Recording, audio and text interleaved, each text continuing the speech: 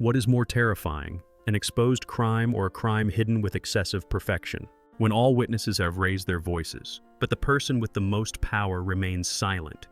Where is the truth found in the darkness of the Chinese entertainment industry?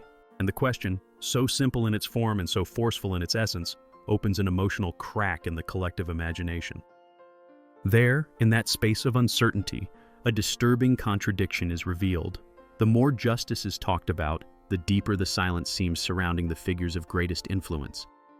This contrast has captured public attention not only because of the gravity of the case, but because of the sensation that behind every public statement, behind every attempt to cover up a detail, exists a much more complex mechanism directing every movement of the drama.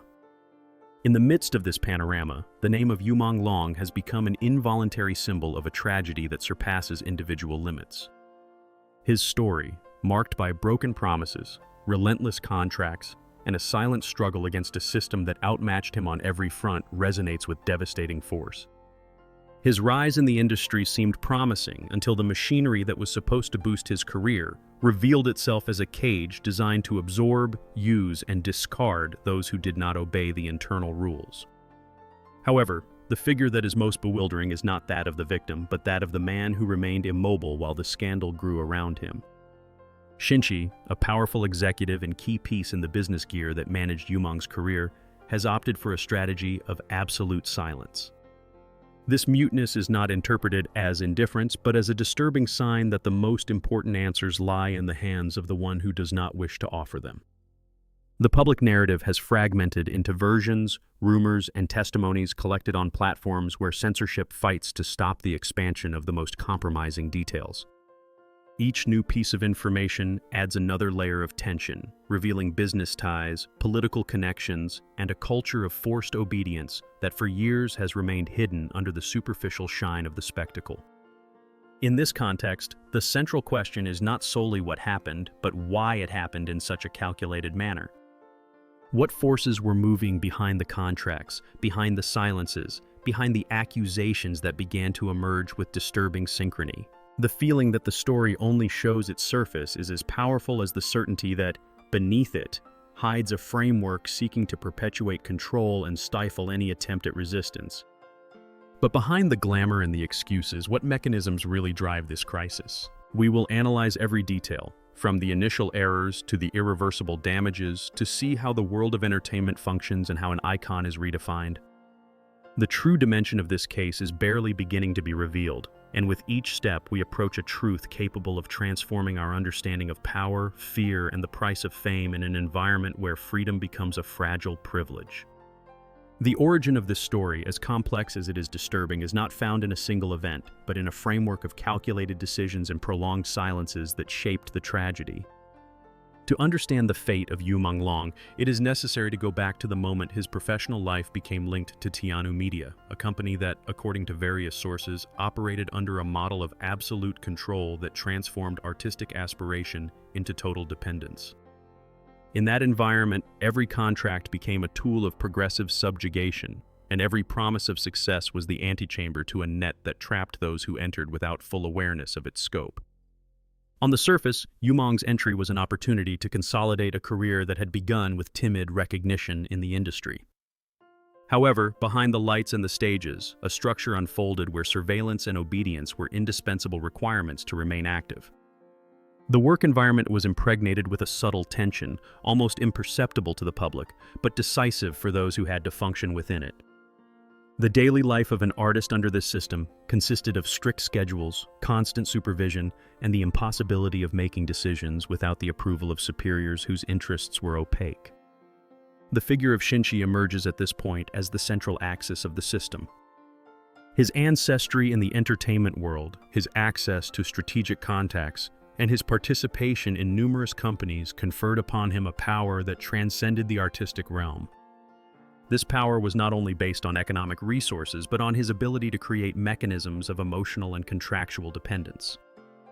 Through promises of recognition and stability, he managed to attract young talents who, once inside, discovered that the benefits offered were conditioned on absolute loyalty. This strategy, subtle but effective, fed a circle in which resisting implied losing all available professional opportunities. The so-called six-step method serves to illustrate the precision with which this structure operated. Firstly, a meticulous selection of targets was carried out.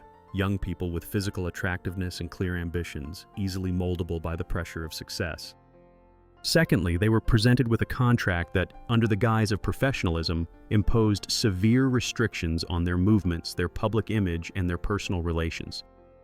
The third step, the introduction to private parties, created an environment where vulnerability was intensified through substances and situations designed to diminish resistance. From that point on, the artists were exposed to demands of an intimate nature to satisfy investors and high-ranking figures. The fifth step, destined for the pleasure of superiors, consolidated the idea that the artist was not an autonomous individual, but just another piece in a circuit of favors where personal will had little value. Finally, the sixth step imposed a system of punishments and reprisals. Those who attempted to rebel became objects of isolation, threats, physical or psychological punishments, and on occasions were completely excluded from the industry. These 6 steps, described by various sources, outlined a control model that turned artistic aspiration into a journey where dignity was constantly at risk. For Yu Menglong, each stage of this process represented a progressive descent into a world where creativity was substituted by fear. His attempts to preserve his independence clashed with a system designed to stifle all discrepancy. The pressure was intensified through the manipulation of the environment, rumors on social networks, professional obstacles, and economic restrictions. Every time he tried to pull away, he found himself surrounded by conditions that returned him to the same point, as if his destiny had been sealed from the first day. The question that arises is why such a severe system could be maintained without facing visible consequences. The answer seems to reside in the confluence of economic interests, political influences, and a business culture where opacity is part of the method. Control of information allowed irregularities to remain hidden, while the reputation of those responsible was protected through carefully built alliances. In this scenario, Yu Menglong's voice was lost in a labyrinth where every path was designed to lead him to obedience or silence. As the system advanced, the emotional load upon him became increasingly heavy. The sensation of being trapped in a cycle with no exit pushed him to moments of despair, reflected in testimonies that subsequently circulated online. His struggle was not just against a superior or a company, but against a complete method that absorbed autonomy and transformed personal identity into an instrument for external ends. The psychological weight of living under constant surveillance, combined with the pressure to meet unrealistic expectations, created an environment where every decision became a source of anguish. This first approach to the core of the case shows a reality in which entertainment ceases to be a space of expression to become a terrain of control. There, individual dreams are diluted in the face of the machinery that demands obedience, and the consequences of resisting can turn out to be irreversible. What is a scandal to the public becomes, for those living it from the inside, a silent battle against forces that seem incapable of being defeated. What do you think about this? Comment amen below so we can continue with the unfinished stories. The public reaction to the Yu Menglong case did not occur gradually. It was a sudden explosion, a torrent of conflicting opinions that expanded like a shockwave through social networks, digital forums, and traditional media. From the very first moment the most disturbing details were leaked, the conversation polarized with an intensity that revealed not only the gravity of the case, but also the accumulated weariness in a society accustomed to witnessing scandals without ever seeing a clear resolution. The prolonged silence of key figures added an even more disturbing nuance, opening the door to interpretations that oscillated between indignation, doubt, and profound mistrust toward the structures that were supposed to guarantee transparency. In the first group were those who defended Yu Menglong's memory, convinced that he had been the victim of a cruel system operating through psychological and physical coercion. For these observers, every new datum that emerged reinforced the idea that Yu Menglong tried to resist and paid the price for having challenged a powerful network. Their voices, accompanied by messages of mourning and calls for justice, configured a narrative where compassion and solidarity became a moral response to the revealed suffering. Many followers remembered the luminous moments of his career, the effort dedicated to making his way despite limitations and obstacles, and lamented that his trajectory had ended wrapped in such devastating circumstances. The second group, in contrast, clung to more ambivalent postures. Some insisted that the account was exaggerated, the product of rumors amplified by the digital ecosystem. Others interpreted the story within the habitual logic of the industry, a scenario where meteoric rises were always accompanied by shadows and tacit agreements. This faction, although a minority, increased the sensation of uncertainty as it reminded the public that, in the absence of official communiques and transparent investigations, all information remains subject to multiple interpretations. The discrepancy between the versions generated a narrative tension that fed upon itself, where every institutional silence was perceived as a tacit confirmation of the worst possible scenario. The international press, more distant from internal information control, addressed the case with an analytical and critical focus. Foreign media highlighted the opacity of the Chinese entertainment system, pointing out that the lack of clear protection mechanisms for young artists allowed situations of abuse to remain hidden for years. These reports added pressure on the authorities and the companies involved, although their direct impact within the country remained limited by access barriers and the constant filtering of sensitive content. However, for the global audience, the case became an example of how concentrated power can deform the lives of vulnerable individuals to unimaginable limits. At the corporate level, the consequences made themselves felt immediately. The company Tianyu Media, where Yu Menglong was registered, faced unprecedented scrutiny.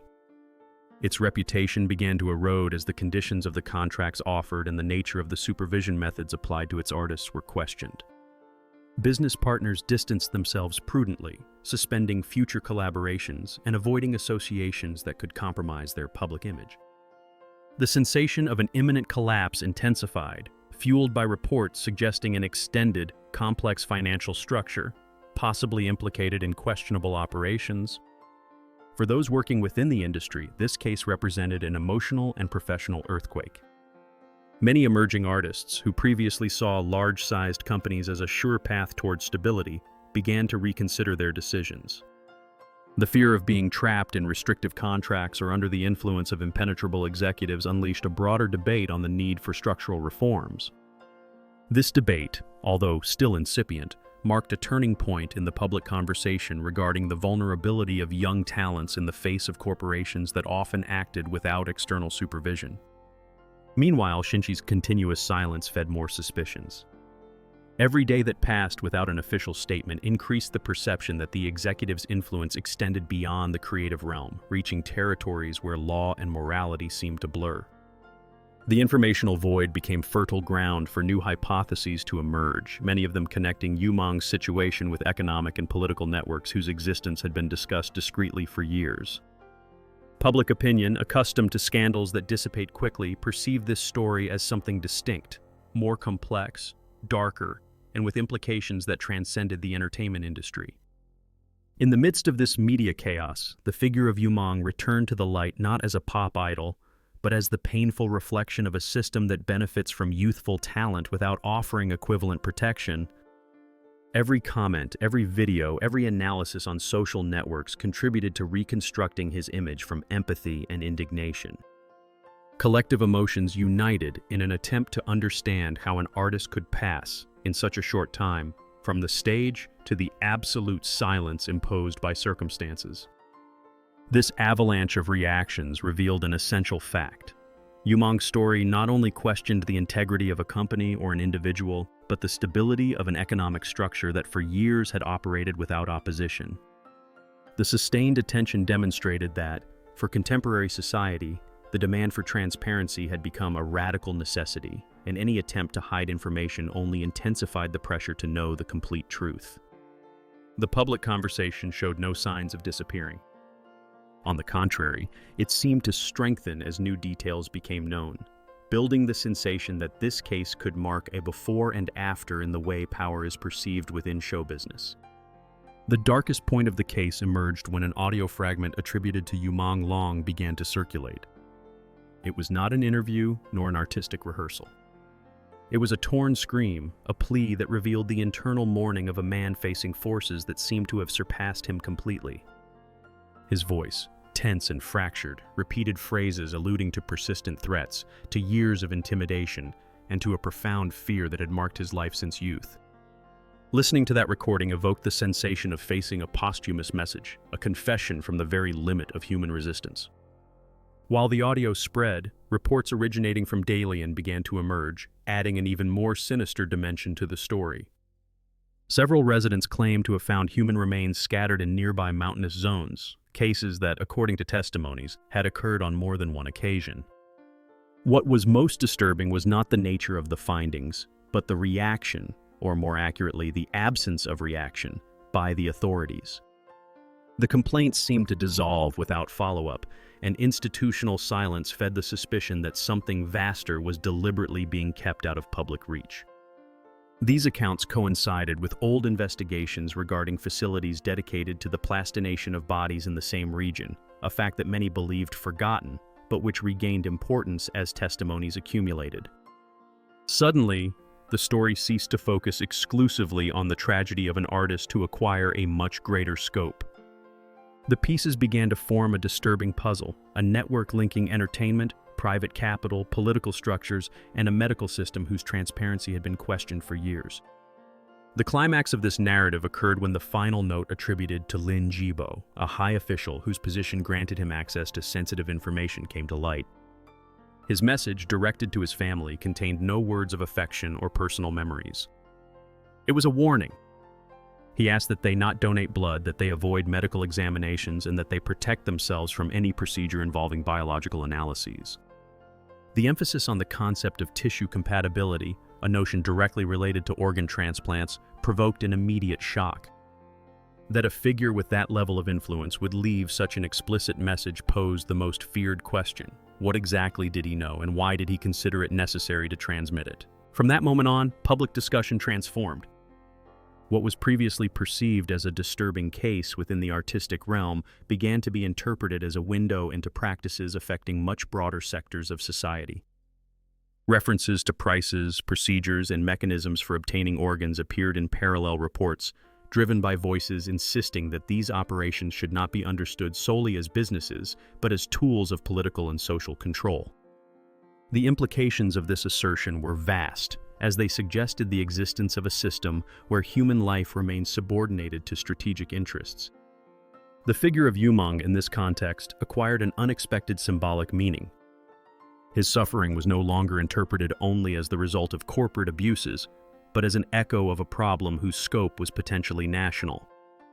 The pressure exerted upon him, the threats mentioned in his audio, the conditions of his contract, and the silence of those surrounding him began to be analyzed as elements of a pattern revealing something deeper.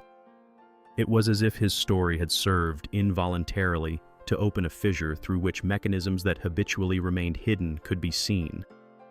The population, upon facing these elements, experienced a mixture of horror and awakening. The details emerging were not mere abstract speculations. They were concrete testimonies that seemed to converge in the same direction. If young artists could be trapped in such a relentless structure of control, what happened to common citizens whose visibility was much lower? The question spread across social networks, fueling a debate that could not be ignored by those closely following the evolution of the case. This moment of maximum tension constituted an emotional turning point. The story went from being an individual tragedy to a collective revelation. Suddenly, Yu Menglong's case became a lens through which a system whose stability was sustained by opacity was examined. The sensation that a complex network existed with ramifications traversing entire sectors of the country transformed public perception. It was no longer solely about justice for an artist, but about understanding what forces acted behind scenes where human vulnerability could become an exploitable resource. As the conversation advanced, the idea began to consolidate that the only way to fully understand the case was to recognize its systemic dimension. The accumulation of testimonies, the institutional silence, the physical findings, and Lin Jibo's note outlined a scenario where power exerted an invisible but constant pressure on daily life. This recognition offered no comfort. It offered clarity, a hard and necessary clarity to understand the magnitude of what occurred. The story, upon reaching this point, had abandoned any appearance of a passing scandal. It had transformed into a profound reflection on the relationship between power, control, and human dignity. And that transformation would mark the beginning of a search that would continue beyond the limits of the initial case, projecting toward a broader analysis of the structures shaping life in an environment where silence can be as destructive as action. When the Yu Menglong case came to public attention, the first reactions were of disbelief and shock. However, with the passage of time, the story acquired a depth that transcended the limits of entertainment and laid bare a series of dynamics that, for years, had remained hidden under the surface of an industry shiny in appearance, but fragile in its ethical structure. The emotional echo of the case did not disappear. On the contrary, it became an obligatory reference for understanding how power can manipulate the narrative, mold destinies, and erase uncomfortable voices without leaving an apparent trace. The legacy this tragedy leaves is marked by the need to rigorously examine the systems governing the lives of those aspiring to build a career in the world of show business. Yu Menglong's story has forced many to reflect on the protection mechanisms that, in theory, should guarantee the safety and dignity of artists, but which, in practice, often respond to interests alien to their well-being. The sensation of vulnerability running through emerging talents became more visible, and with it arose the demand to review the hiring, supervision, and management procedures governing the operation of multi-million-dollar companies. Beyond the professional impact, the story laid bare an uncomfortable truth. The proximity between economic, political, and cultural structures can generate scenarios where individual freedom is reduced to a mere illusion. The prolonged silence of certain figures, the implicit connections between distinct sectors, and the absence of clear institutional answers fed the impression that the case was not an anomaly, but a symptom of a system that had become accustomed to operating in the shadows, trusting that the complexity of its gears would prevent any attempt at public questioning. The most powerful lesson emerging from this story is the importance of transparency. Not as an abstract ideal, but as an urgent necessity to prevent opacity from becoming a tool of abuse. Transparency demands responsibility, vigilance, and a collective will to protect those found in positions of vulnerability. In this sense, Yu Menglong's case has generated a renewed consciousness regarding the role of society in the supervision of institutions wielding considerable power, reminding us that indifference can be as damaging as complicity. The future of the case remains uncertain, but the conversation it has generated promises to endure. It is likely that new revelations will continue to emerge, driven by voices feeling inspired to break the silence.